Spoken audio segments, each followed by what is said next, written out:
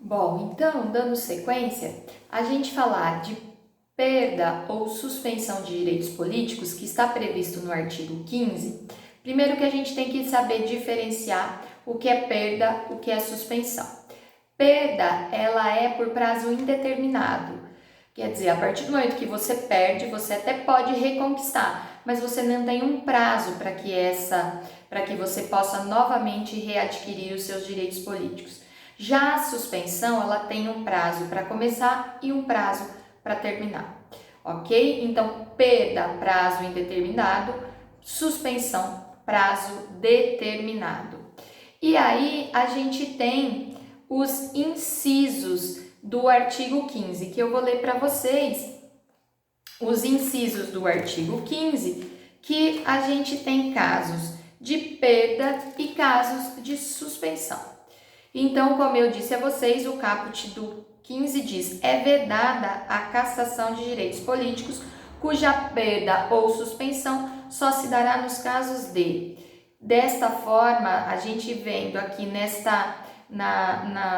no texto do artigo 15 que fala só se dará na forma de, quer dizer que nós estamos diante de um rol taxativo.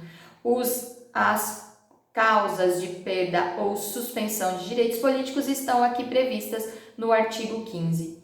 E nós temos cancelamento de naturalização por sentença transitada em julgado, incapacidade civil absoluta, condenação criminal transitada em julgado enquanto durarem seus efeitos, recusa de cumprir obrigação a todos imposta ou prestação alternativa nos termos do artigo 5º, inciso 8º da Constituição, improbidade administrativa nos termos do artigo 37, parágrafo 4º.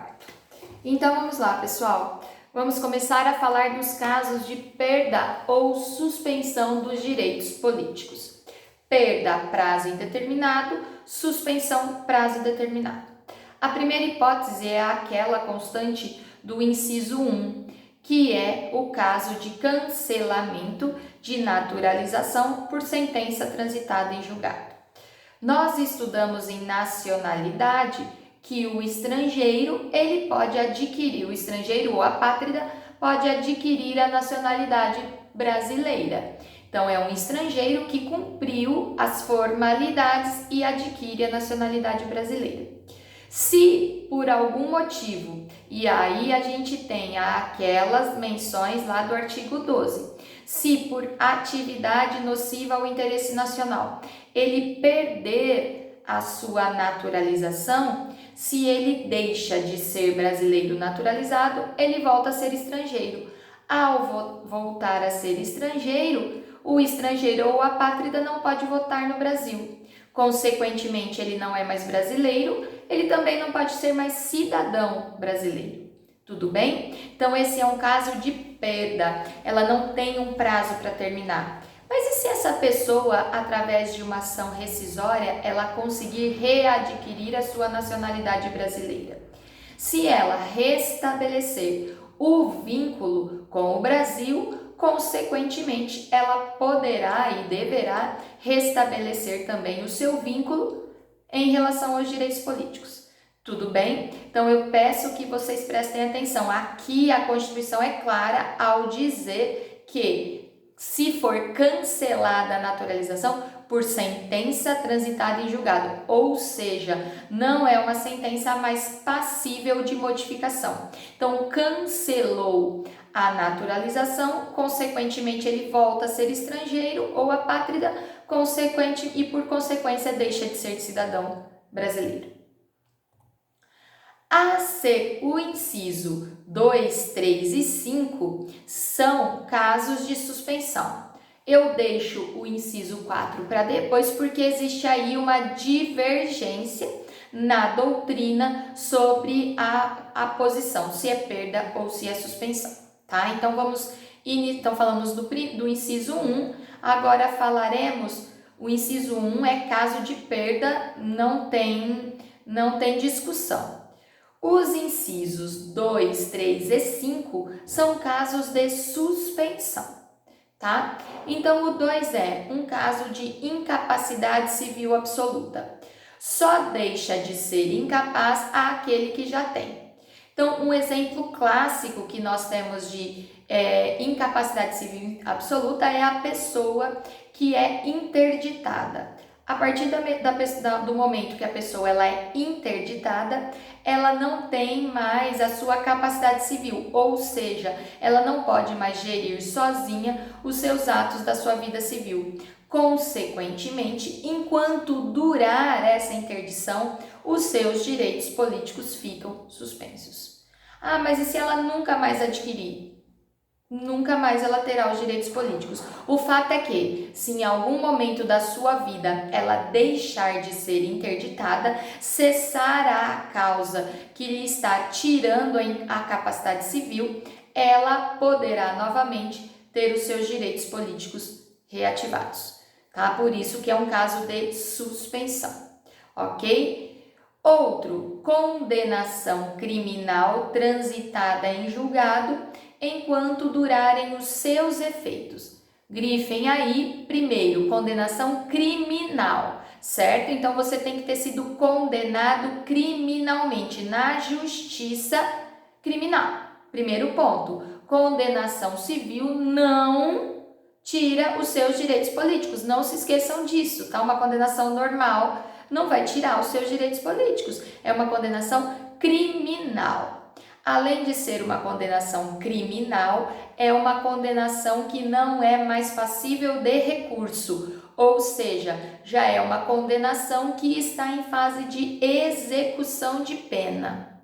Mesmo que a pessoa esteja cumprindo um regime aberto, ou seja, ela está na casa dela, ela está cumprindo um regime aberto, ainda assim ela ficará com os direitos políticos suspensos enquanto durar o tempo da condenação, certo? Então tem dia para começar e tem dia para acabar. Esta condenação criminal transitada em julgado, enquanto eu cumprir a minha pena, eu não poderei votar e, consequentemente, também não posso ser candidato a um mandato eletivo. Tudo bem? O inciso 5 diz respeito às condenações por improbidade administrativa. A ação de improbidade administrativa é uma ação que é proposta face a agentes políticos ou pessoas que, servidores, pessoas que causam algum prejuízo ao erário, algum prejuízo ao patrimônio, algum prejuízo à administração pública. Então, se a pessoa ela for condenada por improbidade administrativa, a própria condenação ela coloca o juiz, quando ele condena a pessoa por improbidade administrativa, ele já coloca que os direitos políticos ficarão suspensos por 4 anos, 8 anos, 5 anos, tem um período que a lei de improbidade coloca, o prazo máximo é de 8 anos, mas dependendo da situação, ou pode ser menor ou pode ser maior, tá? Mas isso quem vai definir este prazo de suspensão de direitos políticos é a lei de improbidade que o juiz vai aplicá-la no caso da sentença. Também aqui a gente abre um parênteses, por quê? Porque a lei da ficha limpa fala a partir da condenação em segunda instância, tá? Então a gente tem que tomar essa cautela também de aplicar a lei da ficha limpa aqui também, certo?